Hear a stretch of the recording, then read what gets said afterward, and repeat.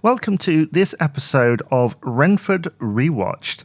With me, Jamie Dyer, I'm joined once again by Luke to discuss the episode Ciao Bambino, which is Series 1, Episode 11. The synopsis is Bruno is embarrassed by an Italian girl, causing him to abandon his persona and return to being Barry Grade.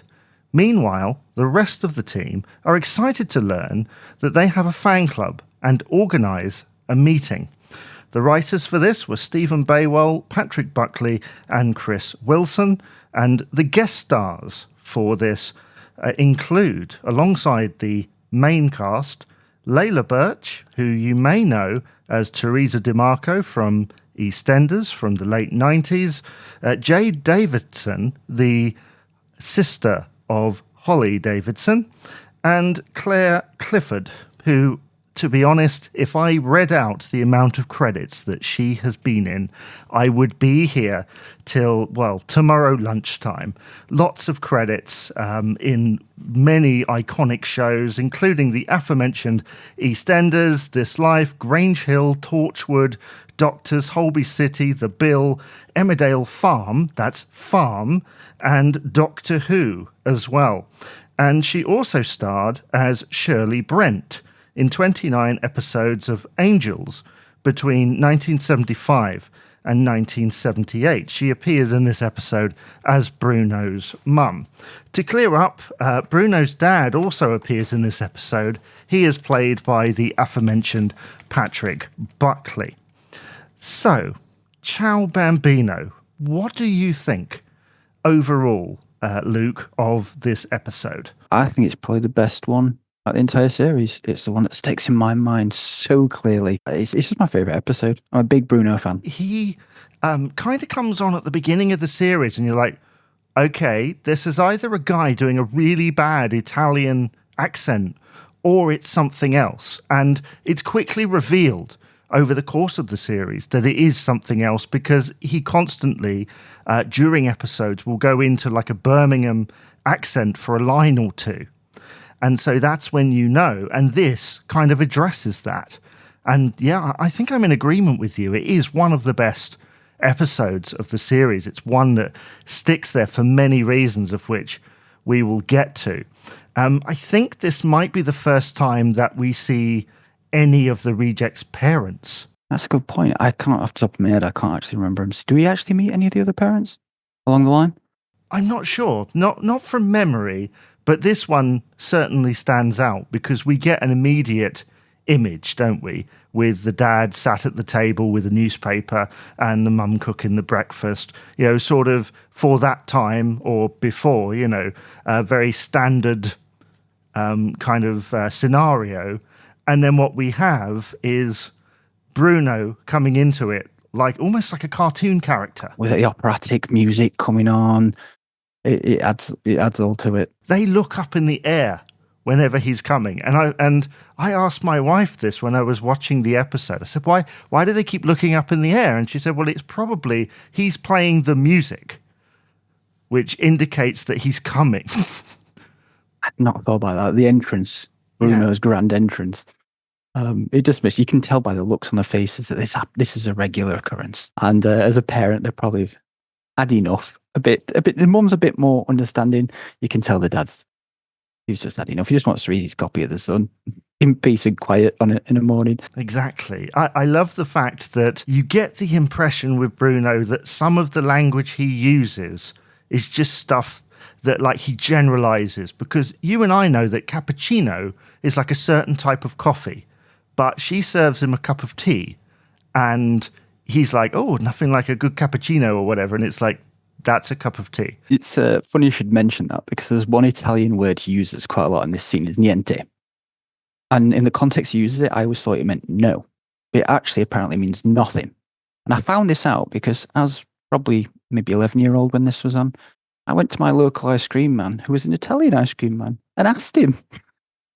I asked him what niente means after watching Renford Rejects, and he let me know. So that's my incredibly uninteresting story of harassing the local Italian ice cream man with my knowledge of Italian learned purely from Renford Rejects. I'm sure it's not the first time that happened because, Bruno was very popular at that time. And you've said to me before in private that he kind of symbolizes the love for Italian football during the 90s, because I see a lot of questions around that say, well, what happened? Why did Bruno just suddenly decide to be Italian? It's a good point. Like, you've got to think back then, Italian 90 was not that far in the past, but the Italian league was the best in the world. The Serie A was hands down the best in the world. You got the Gazza effect of him going over there and Football Italia coming on the television, which was free. A lot of people didn't have Sky, so I remember Italian football was some of the only football I could actually watch. Every Sunday afternoon, you get a top quality game. The Milans would be playing. You got Fiorentina, you got Juventus, Parma. I've probably missed a load out here, embarrassingly, but yeah, you get top quality teams playing every week, and it was free. And then you had the Italian league, as I said, was the best in the world. You had Batistuta, Maldini, Inzaghi, Zidane, Ronaldo, Totti, huge names of football. And as a football fan, it was the most exciting league in the world. And it was also the time of the Italian invasion in the English game. So, Gianfranco Zola, Vialli, and Di Matteo at Chelsea. Massive. I remember doing the Di Matteo celebrations and half the Italian celebrations in the school playground. She had Ravanelli, and being a Sheffield bloke, he had Di Canio and Carboni. And they had changed, every kid wanted to be Carboni. We loved him. It was just that flair the Premier League arguably didn't have as much at that time.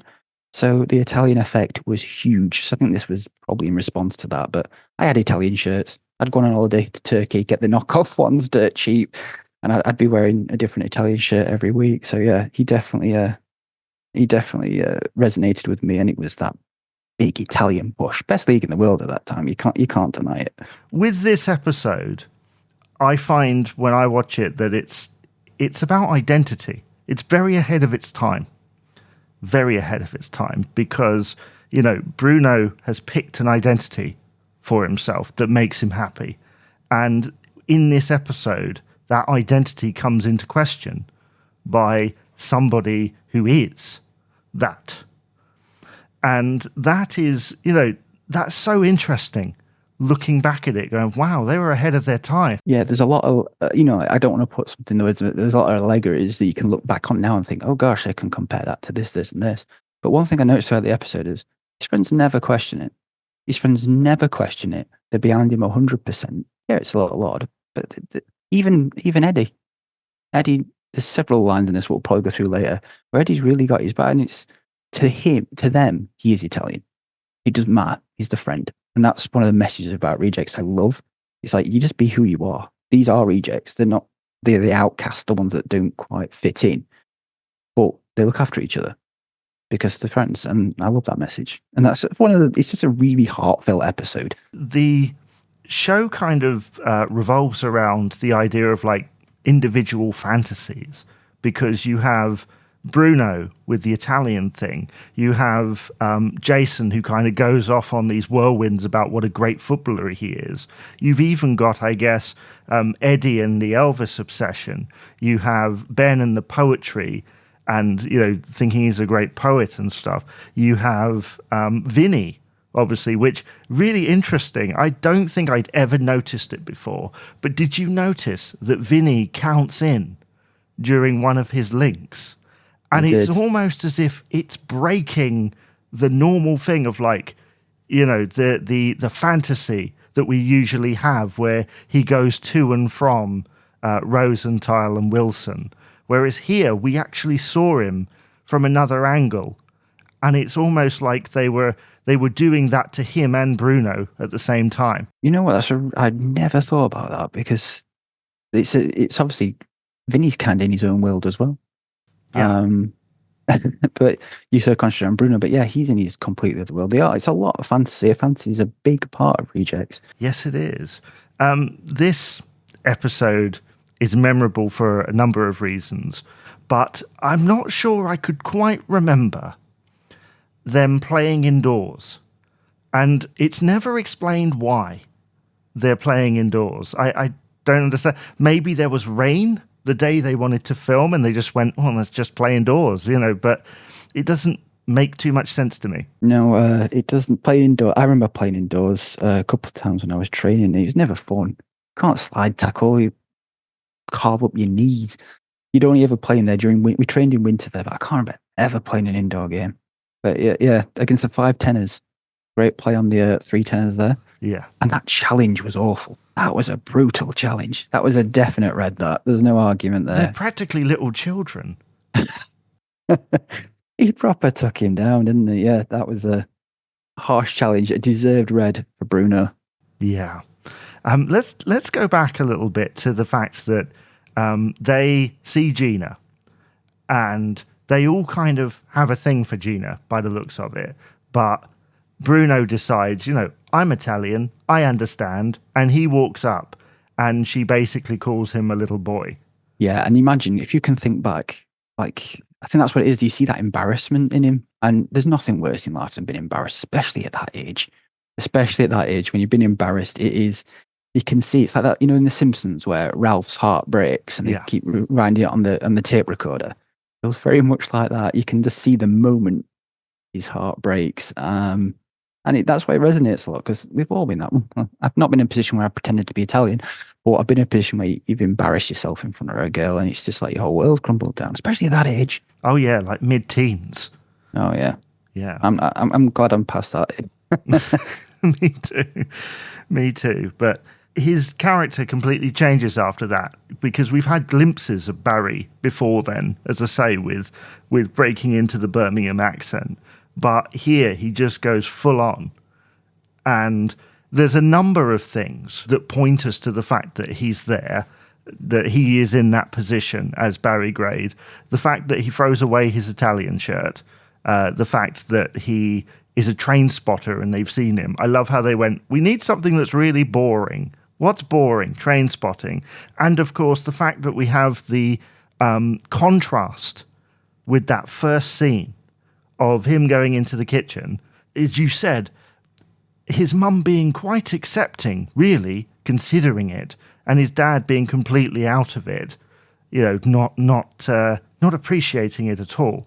And then we have that contrast where he walks in and it's just kind of normal, but you can see that the mum, played by Claire Clifford, is a little bit on edge because she's like, well, this isn't normal. And it's funny because the dad's then like, oh, he's back to normal then. Like, it's so interesting. And to see him, again, go up to his bedroom and take down. When Zola went down, man. When Zola went down, that was an emotional moment. It doesn't the poster talk at one point in the series. Yes. Am I right? Yeah, I kept thinking this is the one where the poster talks. No, it isn't. Must be another time. Nobody put Zola in the bin. That was the harsh moment. That was he's that embarrassed that he just torn down everything he loved. Bless him. Yeah, and you see the blank wall. Yeah, it's drab. It's a very clever scene. It's really good. I think sometimes, I know we talk about this as a podcast about the rejects, but it was so well written. It really was. And so many little minute details. The thing that drives the scene, though, that particular scene and the one previous, is the music. The I'm going to get a new home, I'm going to get a new heart. I cannot find out what that is. I couldn't find it either. I looked, searched. I was hoping that you'd find it. I thought if anyone's going to find it, it's Jamie, but I could not find it at all. No, I had my Shazam running for the entire episode. It found every other piece of music except for what I think is library music, and not that one. And I was like, but it's one of the most heartbreaking, heart-wrenching things when used into this thing. And the fact they found a song with the word boring in it. Yes. It really sets the scene, especially from his Italian operatic open, big, powerful. And this is really drab, really sad. And there was another great music piece as well. What was this song from the train spotting scene? That was really cool. But that was also a bit down in the dumps. But I wasn't quite sure of that. But yeah, I've been looking for that as well, and I could not find it. So maybe we'll have to put that out there to anyone who can name the song. We need to find this song because it's been in my head for, I'll wake up on a Tuesday morning and I go, I'm going to get a new heart. And it's like, it gets in there And there's like a little mid-late thing where they use an extended note at the end, and you're like, it's just heartbreaking. I just can't, I'm tearing up thinking about it now. But what I love about it is they go to a break once we see that blank room with nothing. And like, this is really emotional. How are they going to top this? And what they do is they go back to Graceland, and we've got Eddie doing a bit, essentially, with the camera. And we're like, but this doesn't make any sense, because normally Vinny will just like hold it vlog style, or he'll have it on a tripod, and he's like, no, I need Eddie to hold it for me. And it's like, okay, it's almost like they needed that emotional like break, where it's like, we've just had something really emotional, now we're going to make you laugh. Yeah, it's because it's basically, I know it's a children's show, but it's more than that in many ways. It was a kid just throwing out his life, who he is. Everything about himself, he's just thrown out. His entire personality is gone. So I think they had to pick that up after the ad break, because it was heavy. Yes, they needed to do some stuff. I mean, let's talk about the fan club B story here, because it leads nicely into the A story in the end. But at the beginning, it's like, well, that's ridiculous. It's like they needed something so silly just to balance it out a little bit. But they find out about it after that football match, I think, don't they? Or before it, where Bruno gets sent off. Sorry, Barry gets sent off. They're sort of amazed. But once again, Robin and Stuart are the skeptical ones. They don't buy into this stuff. I think is it Ben who thinks it's a lot of lonely young women? Yes. They've got these delusions of grandeur that this is going to be a massive fan club and that all these women are going to be flocking at their feet. But I love the stuff that's for sale. Yes. That's fantastic. Oh, that's great. Yeah. Jason auctioning off his vest. Yeah. Doesn't everyone want an action summer bee? Yes. An action man dressed in the Renford outfit, and the headshots of Ronnie. I think they'd probably go for a bit on eBay these days, because nobody knows where he's gone. The actor has disappeared. And Ben's poetry. What's it called? Darkness at Dawn. Yes. That's a grim Darkness at Dawn. And Stuart has that line, or Robin, one of them has the line of like, well, they might be intellectuals because they're certainly not football fans. And you're like, there's a moment where they find out about it, and they think, as you say, there's going to be lots and lots of people. And Stuart just says, call the police. And it's like said in such a dry way. I love Stuart at this point of the series. He's still kind of in posh mode, but he's also very dry. I like how Robin as well, she's ribbing him quite a bit. I think it's say, where are they? Are they been held up? Is a police barricade or something similar? And I think Ronnie was like, really? Or is it Ben? It's Ben. Yeah. Ben. It does seem a bit silly at first that they have a fan club thing. But then when you see, it's just a little girl that turns up with her dog. And the dog is called Zola, which already tells you that what she's there for is not them. Exactly. Exactly. They must be big fans of Zola behind the scenes, because he does appear later on, doesn't he? Yeah. And obviously the poster on the wall. It also was he's saying that they're all quite delusional. They think a lot of people are going to be. You think when you're a kid, that's what you practice. You practice signing autographs and your goal celebrations, and the dream of being admired. So I like that. I'd have loved. It sounds quite a narcissistic. Luke Marshall action figures would have been great. Everyone wants their own little figures, So I totally see where they're coming from on that one. I'd definitely buy an action somebody. There's probably some floating around somewhere in some kind of storage, or it's got to be. I often wonder this. When shows end, where does all the stuff go? Where's surely the guys got to keep the shirts.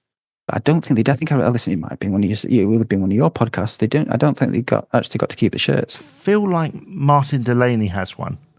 And I did talk to Stuart. I say talk. I'd messaged him on Insta and asking him about that Chelsea shirt, and he said he didn't get to keep that one, but someone sent him it through the post. A fan sent him another version of it, which was nice, because that image, I think he has that shirt on almost every episode, that Chelsea away.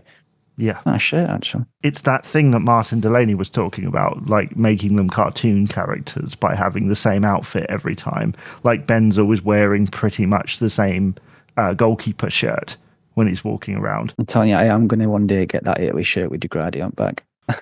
Just if anyone ever comes up to you in public and gives you the nod. I don't think that'll ever happen, and my wife will divorce me. But hey, it might be worth it.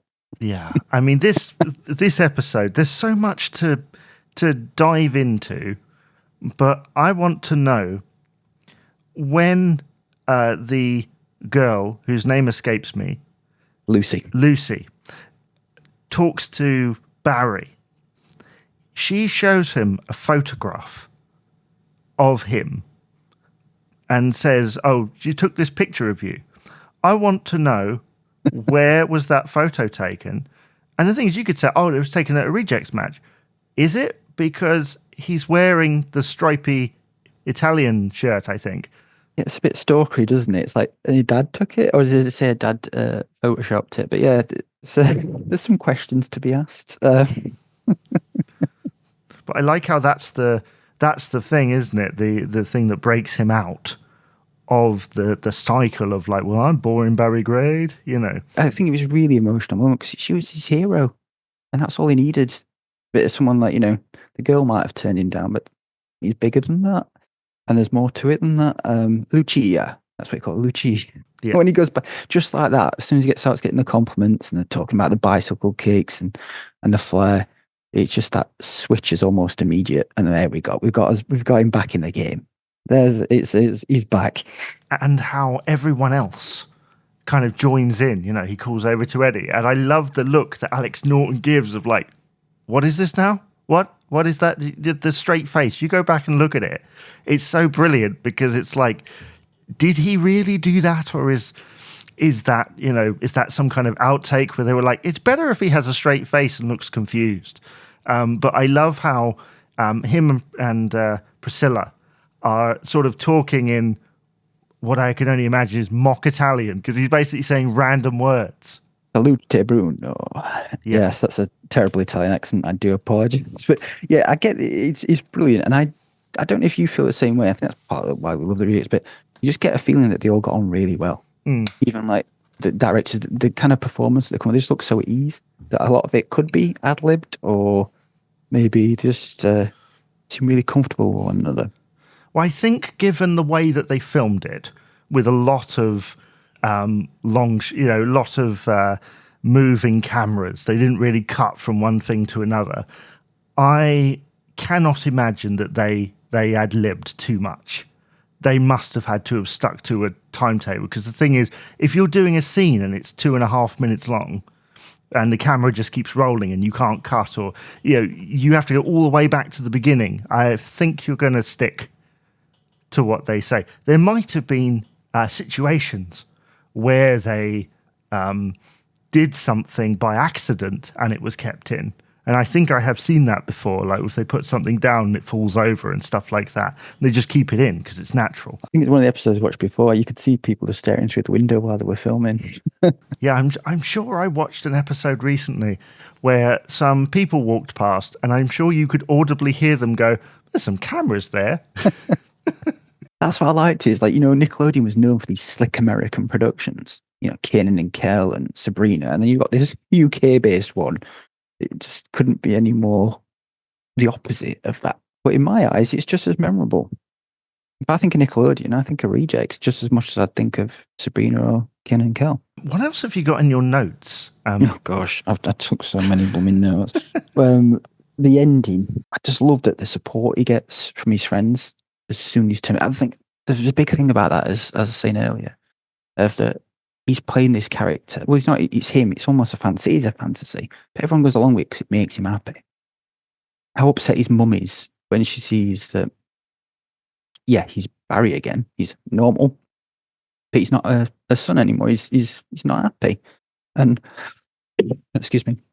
We just all want as kids to be happy at the end of the day, don't we? Yeah. And that was nice. Yeah, it's a lovely thing at the end where they all say "Saluto Bruno," and it's almost, a couple of words just to say, we appreciate the fact that you are being who you want to be. Yeah, you are Italian. To us, you're Italian, and it's just that friendship, looking after each other, caring for each other. But yes, at the end when you see him playing the game, He's back on the field, and the Rejects he set up an absolute wonder goal. We see that absolute blinder of an overhead kick, which is his trademark. And I remember being on the field at school trying the best to do overhead kicks. One of the worst injuries I've ever had is a bruised coccyx after I fell doing an overhead kick and landed funny. I'd like to say it went in. It did not. You see, I never went that far. It was the shirt over the head. You score a goal, shirt over the head, shout Lazio. The Ravanelli. Yeah. I loved Ravanelli. So yeah, I was a big fan. He only ever played one season in the Premier League, but even that celebration, iconic. And yeah, the shirt up the head, the arms, like the aeroplane, and then he's brilliant. But then, guess who comes back? And apparently, the girl was actually his girlfriend in real life. That's my little fact for you. Wow. Well, that explains the chemistry at the end. Apparently, that was his. Anything you know, it's an Italian stereotype, isn't it? The quiet womanizers. He goes off with the woman. He goes off with the girl. He forgets about the football match. All is forgotten because it's love. So that made me after all, because the credits start to roll, don't they? The music plays. Yeah. And you think it's the end of the episode, and you just see all the guys go, Bruno, still got half a game left to play. Where are you going? And Ben's got his thumbs up, yeah. That's the best bit. They're all having a go at him, and Ben's just there with double thumbs going, yeah, go on, mate. That made me chuckle. It's a really funny episode. It's just really heartfelt. It's the best. It is the quintessential Rejects episode. You know, I'd say the Stambols one's a close second for me personally, but I love this. This one is my favorite. I remember when you first invited me on the podcast, I'm like, please put my name down for this episode because this is my favorite. This is my favorite. I'm a big, as I said, I see a lot of myself in Bruno. I didn't go around with the accent, but I did love Italian football. It was the 90s. This is a 90s episode to me. It's got everything that I remember of the 90s. It's a big one. I'm trying to think any other notes here on that one. It's just my favorite episode. Absolute favorite episode. Layla Birch, that plays Gina, was born in England. She is of Italian and Irish descent. And so at first I was like, oh no, they've got a British actress to do an Italian accent, you know, but it's, you know, she has it, it's there, you know. She said she was in EastEnders. Was she Beppe's sister? Yes. Gosh, that's taking it back a few years. I wonder, I'll have to have a Google, see what she's up to now, because I haven't seen her in a long time. I recognise Barry's mom. You know, one of those people you reeled off all the things she'd been in at the start of the show. And I immediately recognised her. I didn't recognise the dad. Well, that's the writer. He's a writer. Yeah, I didn't recognise him either. And the person who runs the Renford Rejects Twitter account said, oh, we've done some research into this, and that's Patrick Buckley. Really, a good big shout out to them because they're fantastic. They keep the Rejects dream alive as well with the stuff on Twitter, which is fantastic. Yeah. So maybe they can help out with finding out what this song is. Do you hear about there was one on the X-Files, very similar, couldn't Shazam it? And it was apparently an internet mystery for 20 years. I don't think Rejects maybe has the same fan base as the X-Files, but things like that can get solved. Apparently it was one of the crew members, their music that they used, and that's why they couldn't find it. So maybe it was someone behind the scenes, local band, or one of the cast and crew. Maybe so. I mean, it's the mystery. The mystery continues. You cannot imagine any other song being in that scene. It just it's works. Yeah. It works fantastically in what is a great episode about identity, friendship, family, and self-esteem and self-belief. I'm putting far too much on that, but it's my favourite episode. As we've pointed out in previous episodes, each character kind of has their own tune. Has their own piece of music that comes up. Whenever you have Eddie come up, it's da da da da da da da da. You know, just sort of that rock and roll world thing. And usually with Bruno, it's a piece of music that you would associate with Italy. Use like opera and things like that. But it's almost like that song is the song that's playing in his head. In some cases, you know, it represents where his character is when he's being, you know, boring, Barry, great, you know. And we all have that. don't know whether anyone else has ever experienced this, but whenever I felt in a depressed or a sad mood, you have one song that goes round your head and it just won't leave. And in some ways, it starts to torment you a little bit because you're like, it just won't leave. And it's like, it's not even my favorite or one that's catchy. It's just there. And sometimes it's like one line.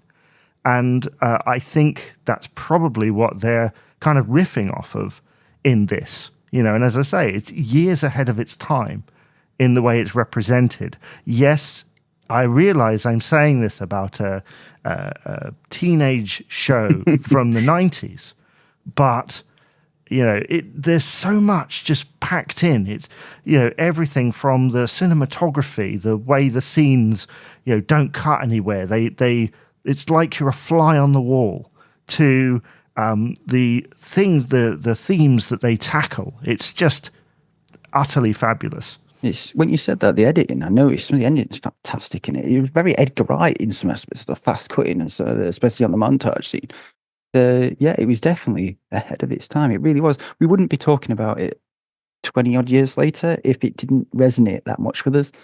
And that's why I think it deserves a lot more credit than it gets. It really does. And I honestly think if it had been on maybe like the BBC, it would have probably got a bit more trajectory. It's not everyone had Sky. It was a fantastic show. There's all the plaudits he gets. I'm biased. I'm here on a Renford Rejects podcast pouring out my love. But it's the best place for it. It's the best place for it, my friend. Yeah, because this episode, I can't be more complimentary. I have lots to say, but I also have nothing to say because I feel like we've already said it. Like, it's just... I know what you mean. I feel like there's so much more I want to say about it, but we pretty much have covered it. Where is Renford? That's a question I was thinking, because he's got the Brummie accent, but I always assumed it was down south, and his parents aren't Brummie. No. That's only just clicked this second. That his parents aren't Brummie. So maybe that's his second identity. Maybe Maureen Barry Grade is just another illusion. This is like Inception level stuff. Well, yes. How many other ways could you spin it? Spin the name Barry, like... I don't know. I think Jason does at one point ask him if he wants to be French. Maybe try French. But yeah, I don't know how you do it. Bernard? I guess. There's a couple of things Jason does in this episode, like, he goes off on one of his rants. And again, he's got that music. That music that comes up whenever you realise he's going on some kind of random somebody rant. Is it in this one where he's talking to the camera and you can clearly have no idea what he's talking about? But I think it's quite a play on those footballers or managers, when they're interviewed. Yeah. They just come out with a load of stock answers almost. That feels what he's going for there. So I think we've reached the end of that. And I'm going to be editing this down, because we have rambled quite a lot about this episode, because we absolutely love it. Maybe we'll use the offcuts at some other point, but this has been an absolute joy. I've waited to get to here. I love every episode of this series, but this was the one. This was the one where, as you say, you sent to me and you said, I would like that one. And it was like, I understand why. It's maybe just talking to yourself now. Thank you for having me, by the way. I've absolutely loved it. It's really made me laugh tonight. I just want to go and watch some top 50 Serie A goals now. I want to run around in garden pretending I'm Ravanelli, which I may do sometimes when I'm playing with my daughter, but nobody else does. I wouldn't dare do that with my son, because he'd copy me and be like, oh, what have you started? But then when I started doing it, I think that's what my parents said. Like, what are you doing? Why are you doing that? But that scene at the end where Bruno scores that goal, and it's not even the goal that's the memorable bit. It is the celebration and the crowd noise that almost symbolizes. That's our boy Bruno. He's back. Yeah, that symbolizes, this is the moment. This is who he is. This is his identity. And him shouting Lazio and the way it all comes together, it's like shivers down my spine every time.